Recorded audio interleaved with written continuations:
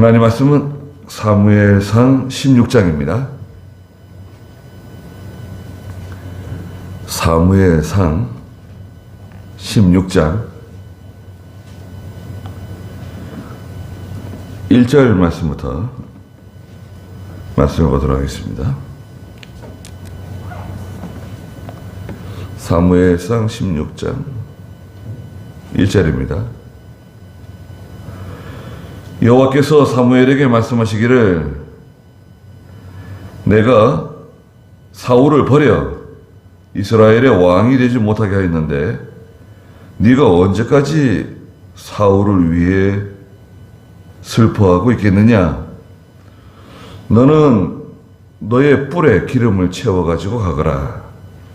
내가 너를 베들레헴의 이새에게 보낼 것이니 이는 내가 그의 아들 중에서 한 왕을 예비해 두었기 때문이다 하시므로 사무엘이 말하기를 아니 어떻게 제가 갈 수 있겠습니까? 사울이 들으면 저를 죽일 것입니다 라고 하니 여호와께서 말씀하시기를 너는 암송아지를 끌고 가서 내가 여호와께 제사 드리러 왔다 하고 제사의 이새를 초청하여라. 네가 행할 이 일을 내가 가르칠 것이니 너는 내가 네게 말하는 자에게 나를 위하여 기름을 부어라 하셨다. 그랬습니다.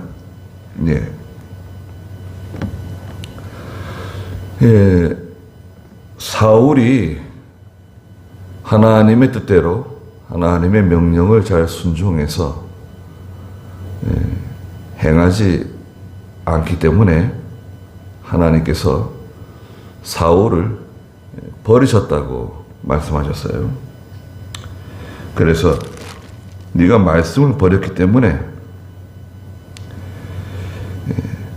하나님께서도 왕을 버리셨다고 15장 26절에 말씀하셨어요. 그리고 나서 오늘 여기 16장 1절에 여호와께서 사무엘에게 말씀하시는 내용이 기록되어 있습니다. 여호와께서 사무엘에게 뭐라고 말씀하셨냐면 1절에 보니까 내가 사울을 버려 이스라엘의 왕이 되지 못하게 하였는데 네가 언제까지 사울을 위하여 슬퍼하고 있겠느냐 그랬습니다. 내가 사울을 버렸는데 뭐 이렇게 사울 때문에 슬퍼하고 참 애석하게 여기고. 사무엘은 귀한 하나님의 종이에요. 좋은 종입니다. 이런 마음을 가지고 있는 것은 사무엘이 사울을 사랑하기 때문에 그래요. 불쌍히 여기는 마음이 있어서 그렇습니다. 불쌍히 여기는 마음이 없으면 이렇게 사울을 생각하며 기도하지 못할 거예요. 거기 15장 11절에 보면은 사무엘이 근심하며 밤새도록 여호와께 부르짖었다 그랬어요. 하나님께서 내가 그 사울을 왕 세운 거 후회한다고. 그가 등을 돌려서 내 말을 순종하지 않는다. 내 말대로 하지 않는다. 등을 돌렸대요. 사무엘은 하나님께로부터 등을 돌린 사람이에요. 돌아선 사람이에요. 말하자면 거역하는 거죠. 거역. 예? 돌아섰다고 하는 것은 고의적으로 거역하는 거예요. 얼떨결에 그냥 하나님의 말씀을 잘못 듣고 얼떨결에 기억을 못하고 하나님의 말씀을 놓으신 게 아니라 고의적이에요. 죄질이 좋지 않아요. 15장 35절에서도 사무엘이 죽는 날까지 다시는 사울을 보지 않았으니 이는 사무엘이 사울을 위해 슬퍼했기 때문이며 여호와께서는 사울을 이스라엘의 왕으로 삼으신 것을 후회하셨다 그랬습니다. 그래서 사무엘은 사울 때문에 늘 이렇게 마음에 큰 기도 제목이에요. 그렇죠. 사무엘이 사울을 선택했고 기름 부었고 왕으로 세웠습니다. 그게 다 사무엘이 한 거예요. 그런데 아니 이제 와가지고 사울이 이렇게 거역하고 하나님의 말씀 불순종하고 나가니까 얼마나 참 서운합니까? 전에는 저 사람이 이렇게 믿음이 좋았는데 전에는 그렇게 충성하고 그렇게 참 하나님의 일에 앞장서고 모든 면에 참 본이 되고 성도들에게 다 본이 되고 인정받고 칭찬할 만한 그런 성도였는데 지금은 저게 뭐냐? 어? 교회도 잘 안 나가고 세상으로 나가가지고 자기 하고 싶은 거 다 하고 방탕하고 자기가 예전에 주일학교 교사였다고. 아니 예전에 주일학교 교사 지금은 뭐예요? 그래 소용없어요. 그 하나님께서 그러면 사울이 그렇게 거역하고 나갈 때 하나님은 가만히 계시는가요? 네가 뭘 하든지 네 멋대로 해라 내버려 두시는가요? 아니에요. 절대 그렇지 않습니다. 로마서 8장 26절에 보면 하나님께서는 성령을 통해서 로마서 8장 26절에 성령을 통해서 기도해 주세요. 이와 같이 성령께서도 우리의 연약함을 도우시니 우리는 마땅히 기도해야 할 것을 알지 못하나 오직 성령께서는 친히 말로 표현할 수 없는 탄식으로 우리를 위하여 간구하신다. 성령께서 기도해 주세요. 그러니까 사울을 위해서 성령께서도 기도하시고 사울의 마음을 말하자면 돌이키게 하기 위해서 야 하나님 말씀 순종해야지 믿음으로 해야지 하나님께서 시키신 대로 해라. 예, 그런 성령의 감화가 있었던 거죠. 있는 거예요. 성령의 감화가 있지만 그거를 말하자면 거역하고 나가는 거예요. 거기 로마서 8장 34절에서는 예수님께서도 하나님 오른쪽에 계시며 우리를 위하여 간구해 주신다 그랬어요.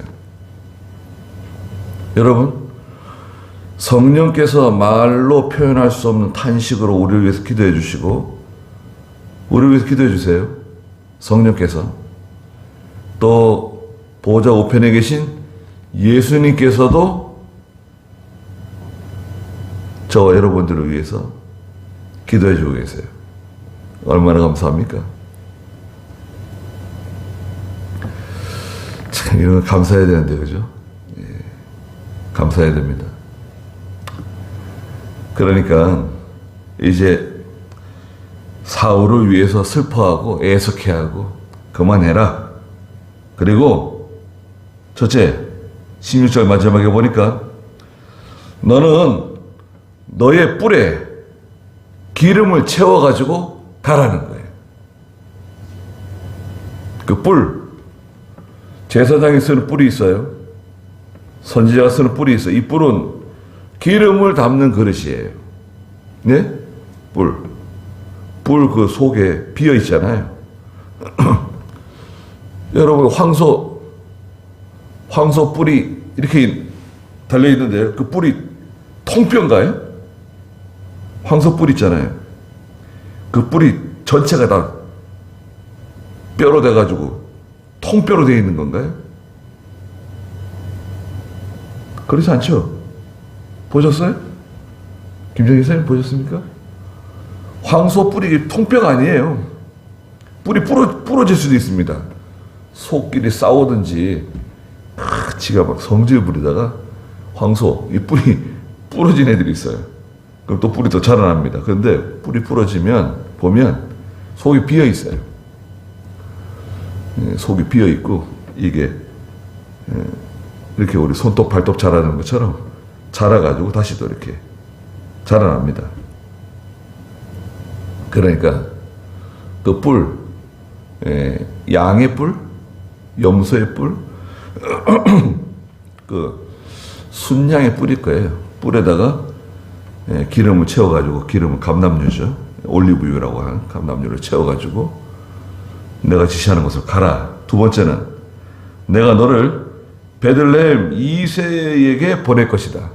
베들레헴에 가면 이새라고 하는 사람이 살고 있다. 그 사람에게 너를 보낸다. 이새. 베들레헴은 예루살렘에서 한 남쪽으로 한 10km 정도 떨어져 있는 곳입니다. 한 2, 30리 떨어져 있는 곳이에요. 베들레헴. 거기 보내니까 거리로 가라는 거예요. 목적지. 준비해야 될 것은 기름을 채운 뿔. 목적지는 어디냐? 베들레헴이다. 베들레헴에 있는 이새의 집으로 가라.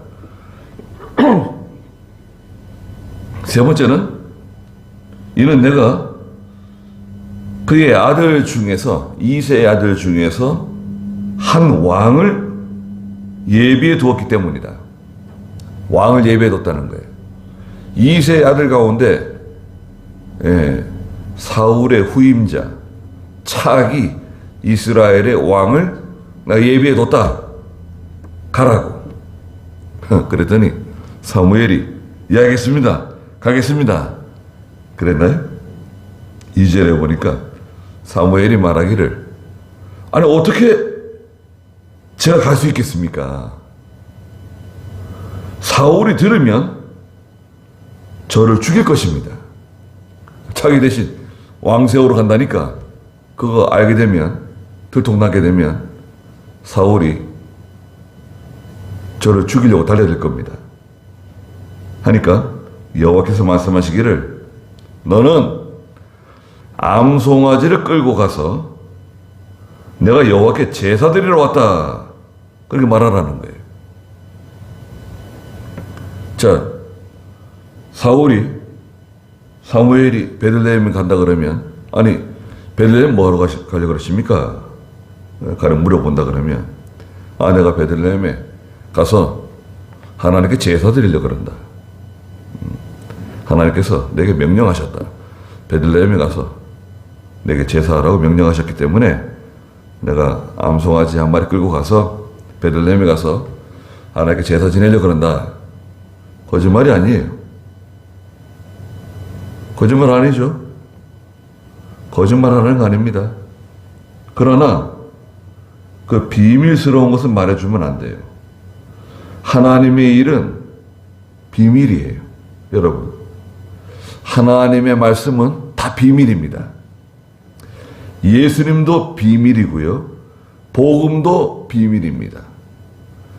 예수 믿으면 죄 용서받고 구원 얻어서 하나님의 자녀가 되고 영생 복락을 누린다. 천국에 들어간다. 이건 비밀이에요. 모든 사람이 다 아는 거 아닙니다. 비밀입니다. 하나님의 일은 다 비밀이에요. 하나님의 말씀은 다 비밀이에요. 거짓말 할 필요 없어요. 거짓말 하지 말고, 그거 얘기하지 않으면 돼요. 내가 베들레헴에 가서 뭐 이새의 집에 가고 이새의 집에 있는 아들들 중에 한 명에게 기름을 부어서 왕을 세우려고 그런다. 그런 말은 굳이 못하러 해요. 물어보지도 않는 건데. 그걸 말함으로 인해 가지고 하나님의 일에 손해가 되는 거. 그걸 말함으로 인해 가지고 하나님의 구원 운동에 방해가 될 만한 거. 그걸 말하면 안 돼요. 예? 내가 알고 있더라도 입이 그냥 간질간질해도 말하면 안 돼요. 내가 그걸 말함으로 인해 가지고 하나님의 일에 손해가 되고 교회에 손해가 되고 하나님의 구원 운동에 방해가 될 수 있다. 이거 말기가 시험할 수 있다. 그러면 말하면 안 되죠. 거짓말하라는 게 아니라 해야 될 말이 있고 하면 안 되는 말이 있어요. 자, 방법은 하나님이 알려주셨네요. 예. 암송아지 한 마리 끌고 이제 베들레헴으로 갑니다. 3절에 하니 여호와께서 말씀하시기를 너는 암송아지를 끌고 가서 내가 여호와께 제사 드리러 갔다 말하라. 그러니까 3절에 제사의 이새를 초청하라고 하나님이 알려주셨어요. 그 제사에 이제 선지자 사무엘이 오면 깜짝 놀랄 거란 말이죠. 나이 늙은 사무엘 선지자가 베들레헴에 아니 무슨 일로 오셨는가? 아니 뭐 우리가 뭐 잘못한 게 있는가? 우리 뭐 책망할 일이 있으신가? 사무엘이 왔다 그러면 벌써 긴장하거든요. 사무엘이 지금 나이가 약 85세예요. 약 85세예요. 사무엘이 이제 좀 뒤에 가면 이제 세상을 떠나게 되는데 85세에 세상을 떠나요. 예. 늙은 사무엘입니다. 늙은 사무엘이 마지막으로 해야 할 일이 뭔가요? 사울을 대신할 이스라엘의 왕을 세우는 거예요. 자, 베들레헴에 갔나요? 거기 가면 이새를 초청할 것. 두 번째는 3절에 보니까 네가 행할 일을 내가 가르쳐 주겠다. 하나님이 사무엘 네가 어떻게 해야 할지 내가 가르쳐 줄 테니까 너는 내가 네게 말하는 자에게 나를 위하여 기름을 부어라. 내가 시키는 대로 하면 된다는 거예요. 내가 너한테 말해주는 그 사람에게 기름을 부어주라는 거예요. 네, 베들레헴에 가서 이새를 초청하고 또 이새의 아들들도 불러라. 그리고 내가 시키는 대로 내가 너한테 말해주는 그 사람에게 내가 가져간 그 기름을 부으라는 거예요. 기름을 붓는다는 것은 임직이에요. 임직. 기름을 붓는다고 하는 것은 어떤 일을 맡기는데 특별히 기름 부음을 받는 사람은 첫째 왕을 세울 때 기름을 부어요. 두 번째 선지자를 세울 때 기름을 붓습니다. 그 다음 세 번째 제사장을 세울 때 기름을 부어요. 네. 이게 하나님께서 세우시는 삼직이에요. 삼직. 하나님의 일을 하는 선지자, 왕, 선지자, 제사장을 세울 때 기름을 붓는다. 기름 부음을 받는다. 기름 부음을 받은 사람이다. 는 뜻은 그리스도예요. 그리스도. 메시아. 이건 장차 오실 예수 그리스도를 상징하는데요. 예수 그리스도, 이 그리스도라고 하는 말이 있잖아요. 그리스도는 기름 부음을 받은 자라는 뜻이에요. 예수님은 만왕의 왕이시죠. 만주의 주님이시고 모든 제사장들보다 뛰어난 대제사장이시고 히브리 7장에 있는 것처럼 또 모든 선지자 위에 계신 영원하신 하나님의 선지자세요. 보혜사세요. 예수님께서 부활하셔가지고 강림하시기 전에 내가 가면 다른 보혜사를 너에게 보내줄 테니까 다른 보혜사 그 보혜사가 올 때까지 예루살렘을 떠나지 말으라고 사도행전 1장에 말씀해 주시죠. 다른 보혜사? 그리고 보혜사가 또 있었단 말인가? 그렇죠. 예수님이 보혜사세요.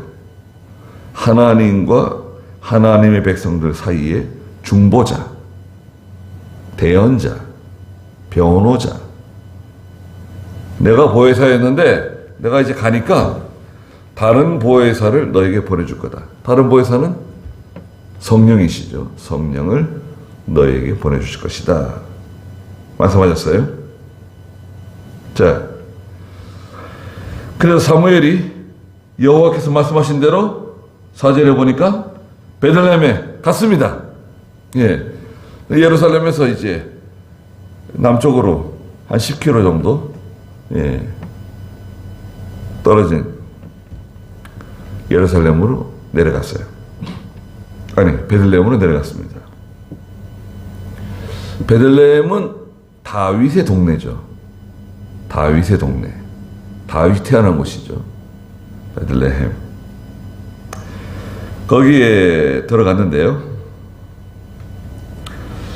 그 성읍의 장로들이 떨면서 사무엘을 영접하여 말하기를 평안을 위해서 오시는 겁니까? 물어봤어요. 사무엘이 오니까요. 그 베들레헴 성읍의 장로들은 이제 연장자, 지도자 라는 뜻을 가지고 있어요. 오늘날 교회 장로하고는 다른 의미입니다. 연장자이면서 지도자급에 있는 그런 장로들이 있어요. 그들이 나와가지고 사무엘을 영접하면서 벌벌 떨었어요. 아니, 사무엘 선지자께서 어쩐 일로 이렇게 갑자기 베들레헴에 찾아오셨는가? 아니, 우리가 뭐 잘못한 일이 있는가? 우리 뭐 책망하실 일이 있는가? 왜 갑자기 찾아오셨는가? 평안을 위해서 오셨습니까? 물어보니까 사무엘이 5절에 말하기를 평안을 위해서입니다. 내가 여호와께 제사 드리러 왔으니 당신들은 스스로 성결케 한 후에 나와 함께 하나님께 제사 드립시다. 그랬어요. 좋네요. 내가 베들레헴에서 여러분들과 함께 하나님께 제사 드리고 싶어서 왔다는 거예요. 좋잖아요. 너무 참 감사하네요. 아니, 그 늙은 선지자께서 친히 이렇게 베들레헴을 찾아와가지고 같이 하나님께 제사 지내자고. 이 제사는 일종의 예배잖아요. 예배 오늘날. 여기에는 기쁨의 만찬이 있어요. 제사를 지내고 난 다음에 그 제사 드린 그 암송아지 가져왔잖아요. 암송아지 일부를 하나님께 번제로 드리고 나머지는 말하자면 같이 이 모임 장로들과 함께 만찬을 즐기는 거예요. 기쁨의 만찬이고 축복의 만찬이에요. 얼마나 좋습니까? 야, 참 분위기가 좋습니다. 그런데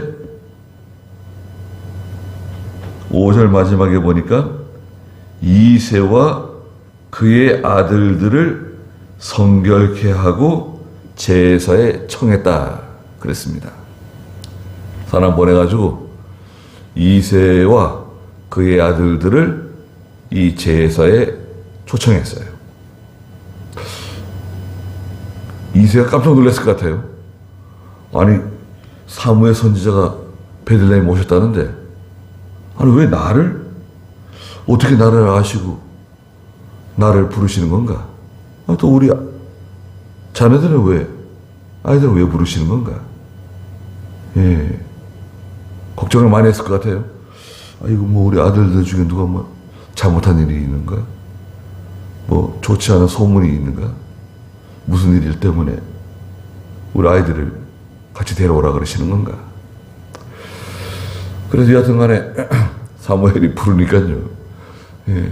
다 성결케 하고 깨끗하게 몸을 씻고 또 옷을 갈아입고 지금으로 말하자면 잘 단정하게 하고 하나님 앞에 성결하게 하고 제사에 참여하는 거예요.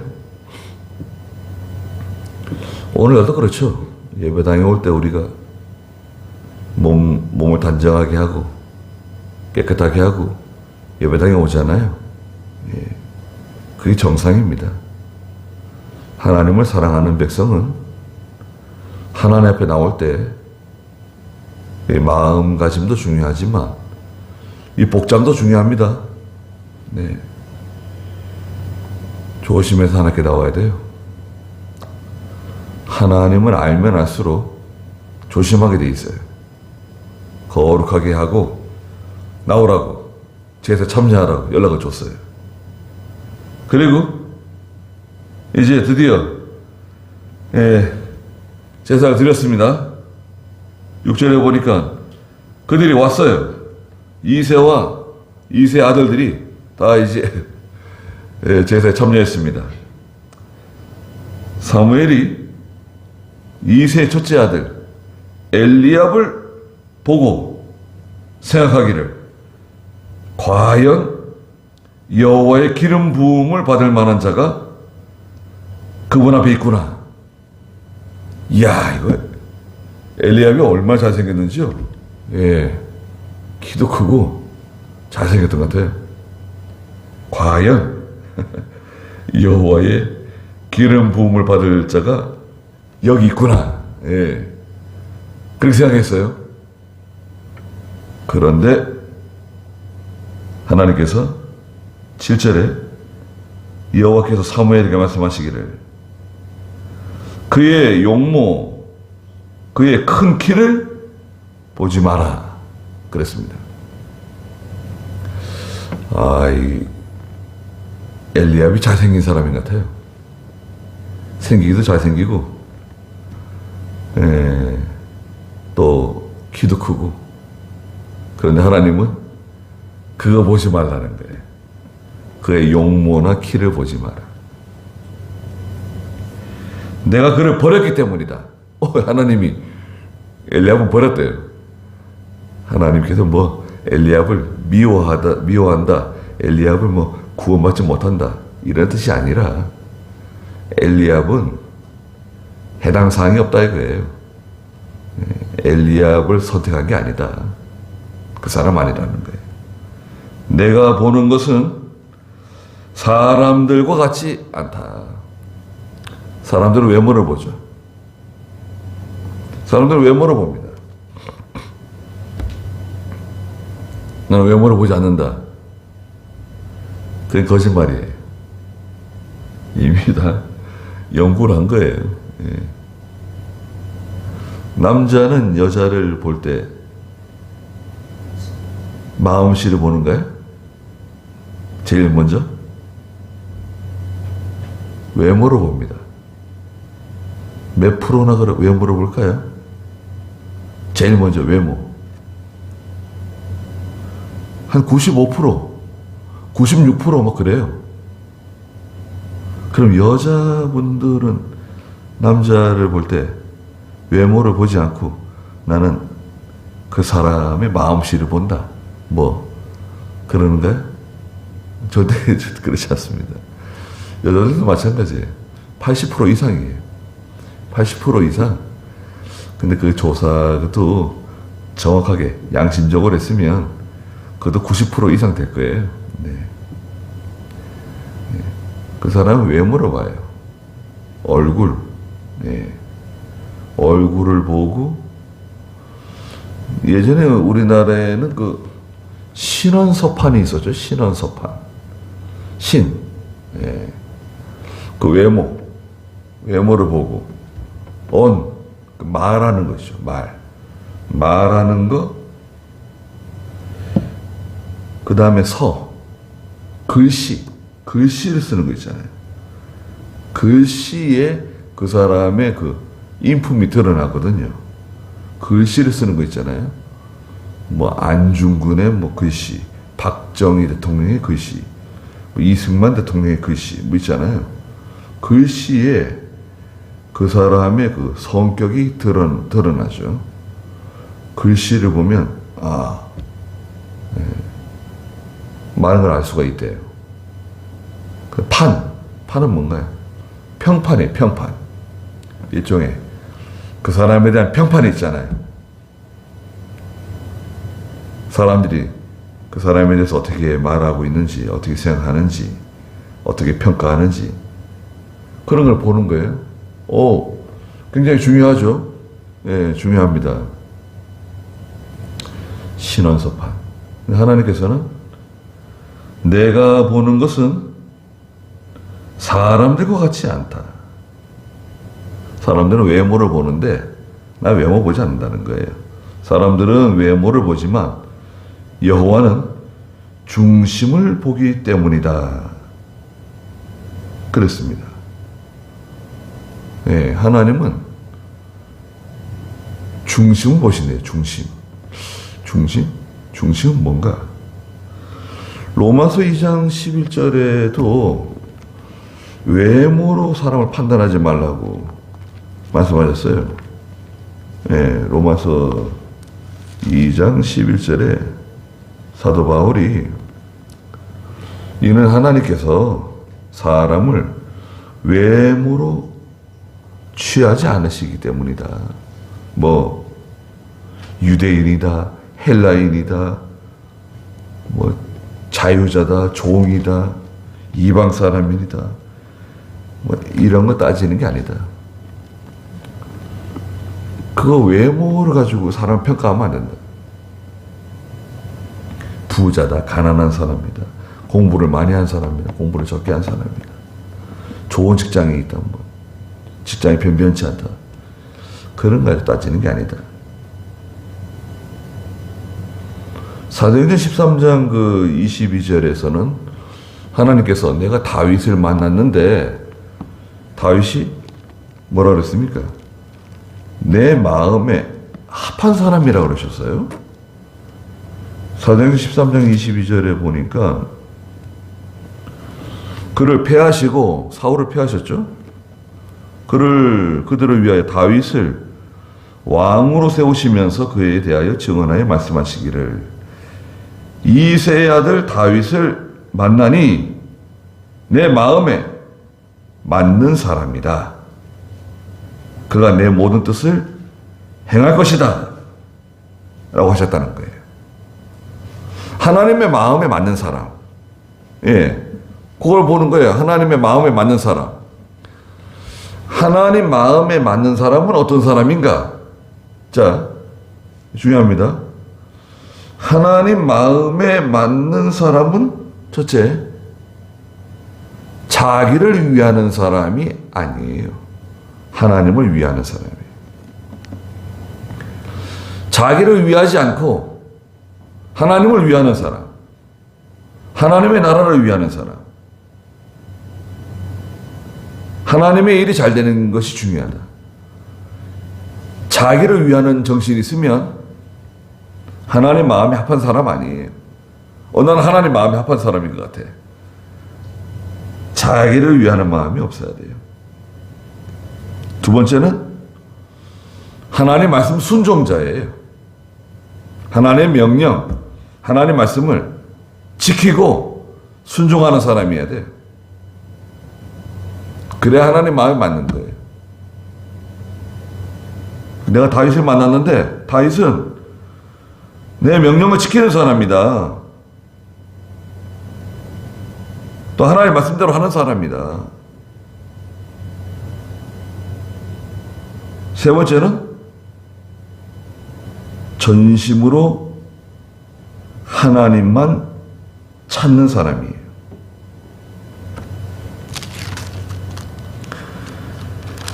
전심으로 하나님을 찾는 사람. 17장 이제 47절에 가면 다윗이 말하는 게 있는데요. 여호와의 구원은 칼과 창에 있지 않고 전쟁은 여호와께 속했으니 그분이 너희를 우리 손에 넘겨주실 것이다. 전심으로 하나님을 찾는 사람.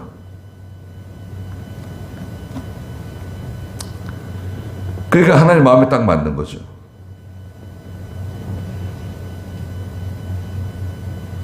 그 옆에 그 18절 보면요. 오늘 사무엘상 16장 18절에 보면 다윗은 젊은 종들 가운데 한 사람이 대답하여 말하기를 보십시오. 제가 베들레헴 사람 이새의 아들 가운데 한 아들을 발견했는데 그는 수금을 연주할 줄 알고 힘센 용사이며 전쟁에 능한 사람이고 말을 잘하고 준수한 사람으로 여호와께서 그와 함께 하시는 사람입니다. 이렇게 보고했어요. 사울에게. 제가 베들레헴에 그 이새의 아들 중에 한 사람을 발견했는데 그 사람 이 수금, 음악적인 재능이 있어요. 수금을 잘 타고 힘센 용사, 전쟁에 능한 사람, 말을 잘하고, 다윗이 말을 잘한 것 같아요. 준수한 사람.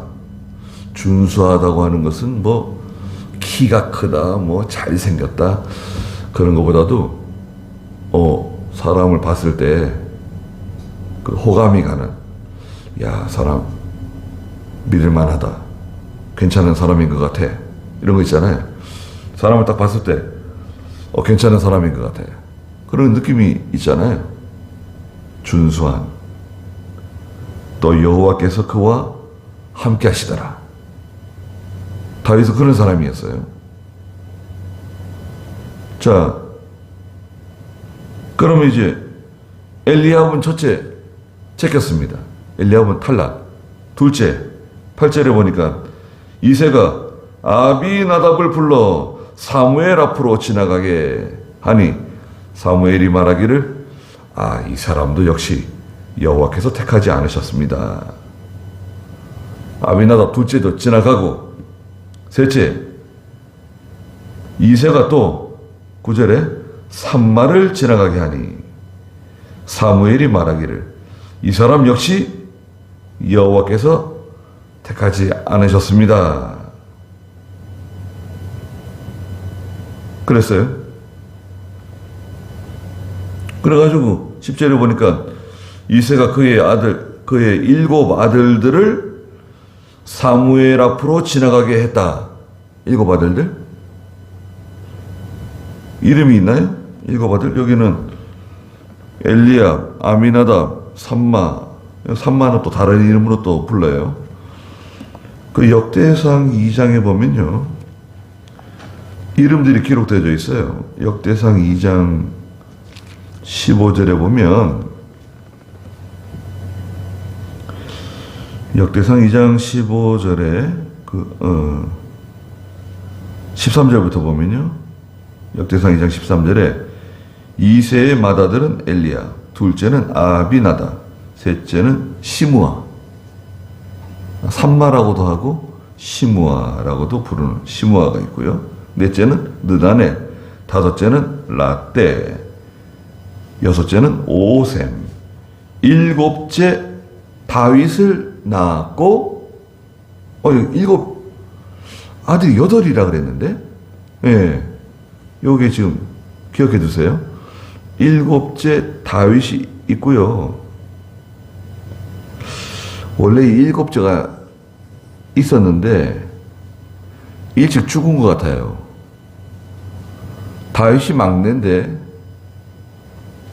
여기 사무엘 앞에 7 아들을 다 보냈거든요.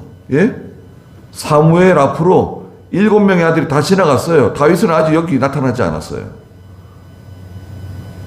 그럼 다윗은 8째예요.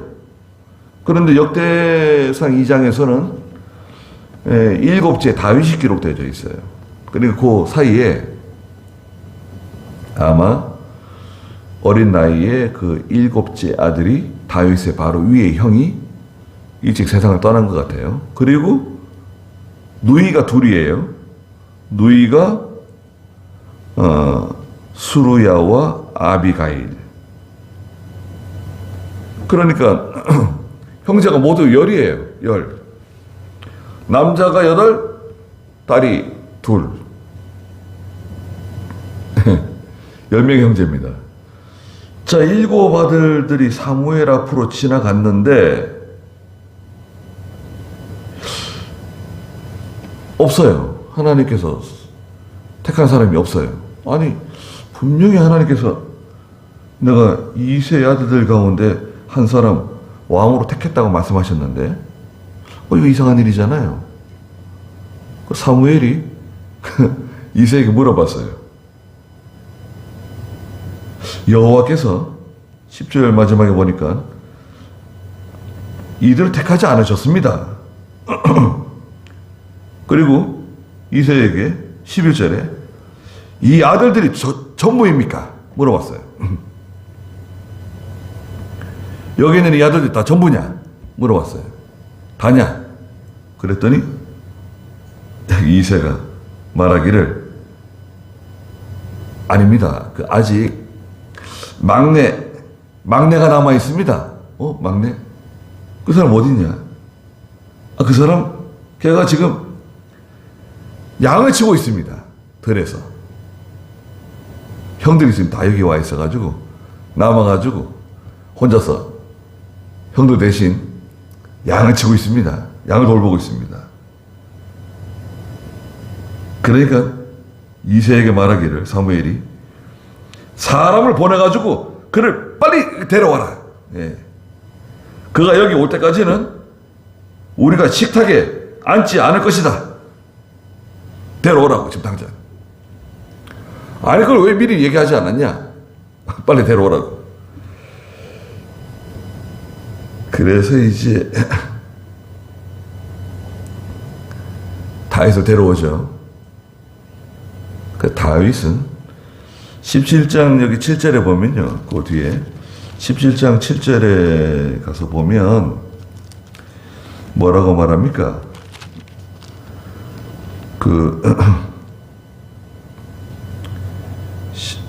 미안합니다. 역대상 17장입니다. 역대상 17장 7절에 보면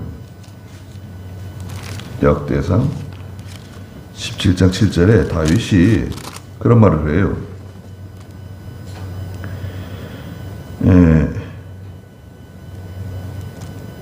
나단 선지자가 다윗에게 말하는데요. 17장 7절에 너는 이제 내 종 다윗에게 이렇게 말하여라. 만군의 여호와가 이렇게 말한다. 내가 양떼를 따라다니던 너를 목장에서 데려와 내 백성 이스라엘의 주권자로 삼지 않았냐. 목장에서 양떼를 따라다니면서 양을 치던 목동. 나이가 몇 살일까요? 다윗이 사무엘을 만나러 지금 오잖아요. 사무엘상 16장에서 나이가 15세. 15세입니다. 골리앗을 때려 눕혔을 때 나이가 20세. 나이가 15세. 15살. 15살이면 지금 몇 학년인가요? 중학교 3학년? 그쯤 되나요? 예. 아니, 15살.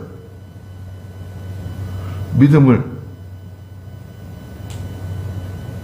그래서 입교하잖아요, 입교요.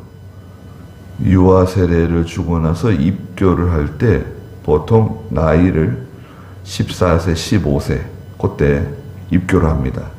너 정말 예수 믿느냐? 그걸 확인하고 정식으로 세례 교인으로 인정해주는 입교식을 하죠. 그때 나이가 14세, 15세. 그러니까 그쯤 되면 자기의 믿음 판단할 수 있는 거죠. 그러니까 예수 믿는 사람이다. 하나님의 자녀다. 구원받은 사람이다. 그것을 스스로 알 수 있을 나이. 그 다윗은 이미 믿음이 좋은 거예요. 그리고 뭐라 그랬습니까? 거기는 그만하고요. 그리고 오늘 17장, 사무엘상 17장에도 있어요. 34절, 35절에 보면, 사무엘상 17장 34절, 35절에 보면, 다윗이 사울에게 말했다. 다윗이 사울에게요. 왕의 종이 제 아버지를 위해 양을 칠 때, 사자나 곰이 와가지고 양떼 중에서 새끼를 움켜가게 되면, 제가 그 뒤를 따라가가지고 그것을 죽이고 그의 입에서 양을 건져내고, 만약 그것이 사자나 곰이 덤벼들면 제가 그 수염을 잡고 그것을 쳐서 죽였습니다. 그런 얘기를 해요. 대단히 용맹하고 사명감이 투철하고 충성스러운 사람이에요. 일을 맡기면 목숨 걸고 하는 사람이에요, 다윗은. 아니, 나이가 지금 몇 살인데? 나이가 한 20세 가까이 된 거예요. 17장에 가면. 자, 그 사람이 다윗을 데리러 갔습니다. 그리고 이제 사무엘 다 장로들 2세 다 기다리고 있어요. 12절에 이새가 사람을 보내어 그를 데려왔는데, 자, 다윗이 헐레벌떡 지금 들어왔습니다.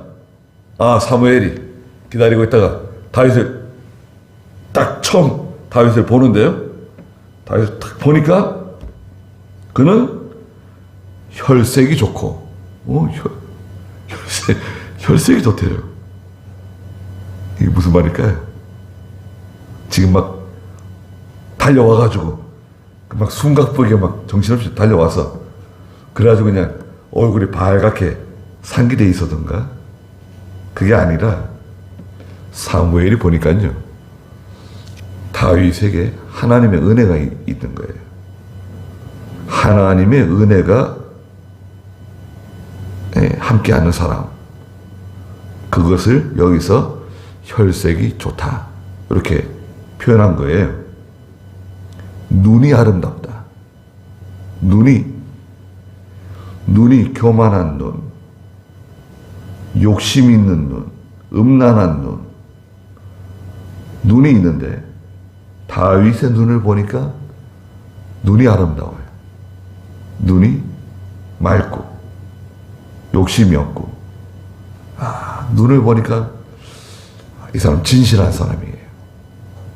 진실한 사람이다. 눈을 보잖아, 이렇게 해요. 눈을 가만히 봅니다. 그 눈은 속이지 못하는 것 같아요. 눈. 예? 사람이 눈을 보잖아요. 예. 눈을 가만히 이렇게 들여다보면 그 눈은 속이지 못하는 것 같아요. 그럼 어떻게 속이겠어요? 예. 진실한 사람이다. 또 외모가 잘생겼대요. 예. 이것은 그 사람 보기에 아주 훤칠하게 탤런트처럼 연예인처럼 잘생겼다, 그렇게 잘생긴 게 아니라 하나님의 은혜가 함께하는 사람이에요. 좋은 사람이에요. 여호와께서 말씀하시기를 바로 이 사람이다. 일어나 그에게 기름을 부어라 명령하셨어요. 그래서 사무엘이 일어나가지고 기름불을 취해서 그의 형제들 가운데에서 그에게 기름을 부었습니다. 그런데 다윗은 키가 큰 사람이었을까요?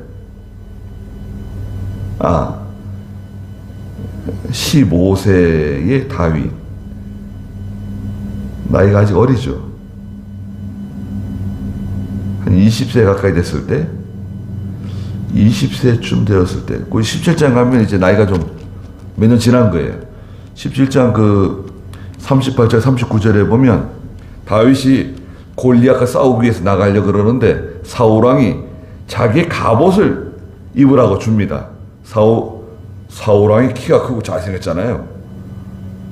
다윗 젊은 20살의 젊은 청년이 자기가 나가서 골리앗을 때려 눕히겠다고 그러니까 너무 이게 용감하긴 용감한데 그럼 내 갑옷을 입고 나가라고. 사울이 자기의 군복을 다윗에게 입혔는데 또 머리에 노트구를 씌워줬는데 이게 땅에 끌리는 거예요. 예. 너무 불편한 거예요. 너무 사이즈가 너무 커요. 예. 다윗에게 안 맞는 거예요.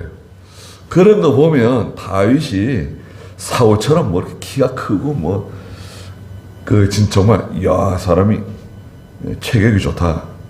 예. 골격이 좋다. 키가 크다. 그런 타입은 아닌 것 같아요. 네. 20살의 다윗. 골리앗을 때려 눕히려 나가는 다윗에게 사울 왕이 자기 갑옷을 입혔더니 너무 불편해요. 그래서 벗었죠. 그래 대충 이제 다윗의 그 외모, 다윗은 어떤 스타일의 사람인 것 같다는 것을 우리가 알 수 있죠. 여하튼 하나님께서는 다윗을 선택하셨습니다. 그리고 이스라엘의 주권자로 세우시기로 결정하시고 13절에 보면 기름을 부었는데 그날부터 여호와의 영이 다윗에게 강하게 임했다. 사무엘이 일어나 자기의 집이 있는 라마로 돌아갔다. 여호와의 영이 다윗에게 강하게 임했다. 이것은 하나님의 큰 감동이 임한 거죠. 또 이것은 하나님과의 특별한 관계가 형성된 거예요. 전에와 달리 기름 부음 받기 전과 기름 부음 받은 후에 다윗은 하나님과의 관계가 특별해진 거예요. 완전히 달라진 겁니다. 네, 그래서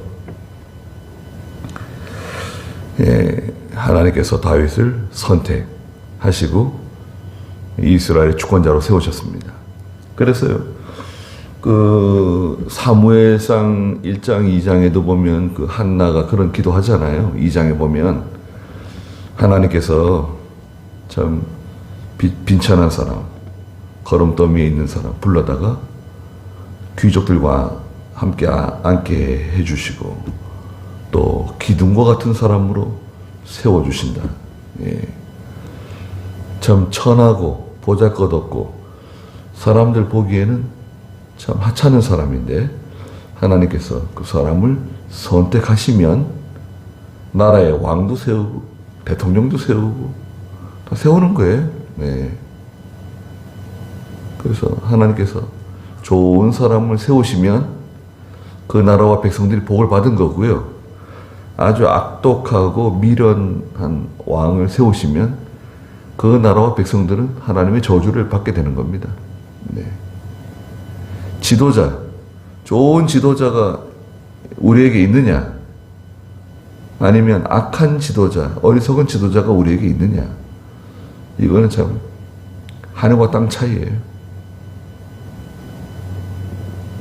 거기까지 하죠. 기도하겠습니다. 거룩하신 하나님, 하나님께서 사울을 버리시고 베들레헴에 있는 이새의 아들들 가운데 한 사람을 왕으로 선택하셨다고 말씀하시고 사무엘을 보내서 그에게 기름을 붓도록 명령하셨습니다. 거룩하신 하나님, 저희가 하나님의 마음에 합한 사람이 되게 해주시옵소서. 자기를 위하지 않고 하나님만 위하고 하나님의 명령을 온전히 순종하며 하나님 말씀 잘 지켜서 복종하는 저희가 되게 해주시옵소서. 그리고 전심으로 하나님만 따라가는, 하나님만 위하는 저희가 다 되게 해 주시옵소서. 그래서 오늘날 저희가 하나님의 마음에 합한 사람이 되게 해 주시옵소서. 돌아가는 길도 함께 해주시고 예수님의 이름으로 기도드리옵나이다. 아멘.